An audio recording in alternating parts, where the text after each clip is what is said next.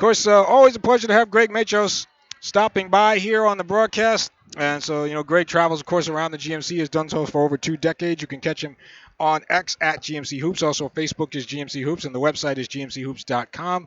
And so, Greg, nice enough to stop by to take a moment from taking videos and pictures and the like. And, so. It's the 25th year.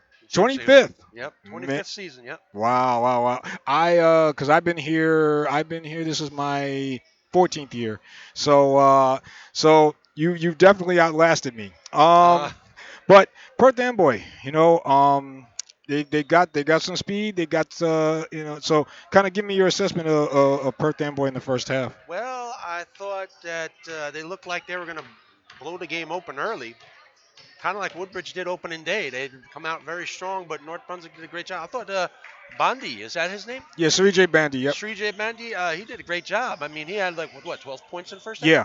12 points? Yep. He did a very good job getting them back in the game. I thought Tyler Agaro made some good plays. But, Amboy's very good. They have a lot of talent. They did lose Angel Rosario, who transferred to Woodbridge. But keep in mind, they've had a JV program that's made it to JV semifinals the last 2 years. Plus, they got the Orlando and Jadiel Manzueta, both coming back this year.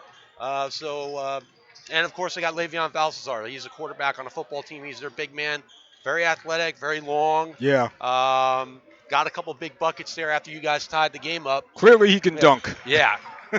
Yeah. But I thought that you guys did a pretty good job of getting back into the game. I thought Amboy kind of let you guys get back into the game a little bit there. But, I mean, to your credit, you guys fought back. I mean, you didn't let it get – I'd say right now this is looking much like the first half against Woodbridge. We'll see what happens in the third quarter because that was when the game really turned. So, but, yeah, you guys have been playing pretty well. I've seen you won 4 out of your last 6. Perth Amboy's won 3 out of its last 4. So this is turning out to be a pretty important game in the division. Yeah. Especially with both teams trying to position themselves for the county tournament and also for the states. Yep. Now I'll ask you a question here. I'll see if you can pull one out of the hat here. Tommy Caroma, he wasn't there for the first game with Perth Amboy, and Perth Amboy blew North Brunswick out, and so you Caroma, he's the MVP of this team. So that brings me to my question. Around the GMC as you go, do you have, if you had to name an MVP right now, do you have a couple of guys off the top of your head? I'd probably say obviously Durkak at Colonia would probably be one. Aiden Durkak? Yeah, Aiden Durkak. Yeah. Sayreville is kind of like a group of 3 guys. I would say Chitty Chukwarawa and Sam Jones for Sayreville. Mm-hmm. I would say Jordan Jones for South Plainfield. Then if you go and say the red division, you could probably say maybe Krish Patel for Old Bridge. Mm-hmm.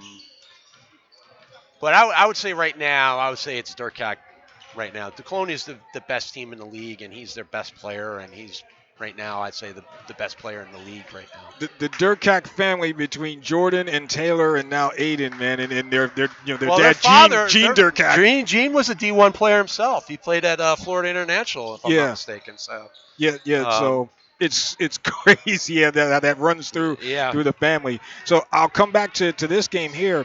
You mentioned important game in the division, and I know Sayreville and South Plainfield are going head-to-head right now. So